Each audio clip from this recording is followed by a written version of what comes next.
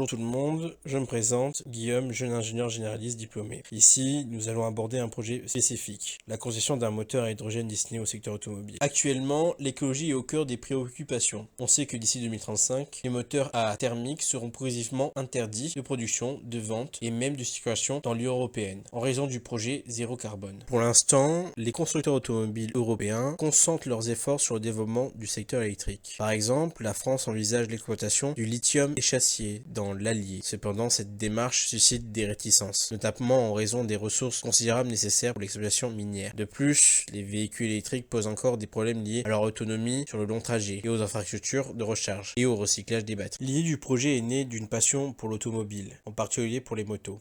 On pourrait me dire que des moteurs à hydrogène existent déjà, et c'est vrai. Cependant, la majorité d'entre eux fonctionnent à des piles à combustible, et ce qui signifie qu'ils utilisent de l'hydrogène pour produire l'électricité. Mon objectif en revanche est de concevoir un moteur à combustion interne, où l'hydrogène est utilisé directement comme combustible, permanent à une combustion ou une explosion pour générer de l'énergie mécanique. Le projet sera réalisé par étapes. Première étape, étudier l'électrolyse de l'hydrogène. Explorer d'autres méthodes de production, analyser si d'autres substances en dehors de l'eau et qui pourrait être utilisé. Deuxième étape, comprendre la stoichiométrie de l'hydrogène, évaluer son rendement global et approfondir les connaissances en pyrotechnique pour mieux maîtriser son utilisation. Troisième étape, choisir un moteur adapté, modélisé à l'aide d'un logiciel CAO et effectuer des tests et réaliser des calculs pour évaluer le rendement du moteur sélectionné. Enfin, nous examinons la possibilité d'installer ce moteur sur une voiture ou une moto en fonction des spécificités du moteur choisi. Voilà, vous me connaissez maintenant ainsi que l'objectif de cette chaîne. Si vous souhaitez suivre cette aventure, n'hésitez pas à vous abonner.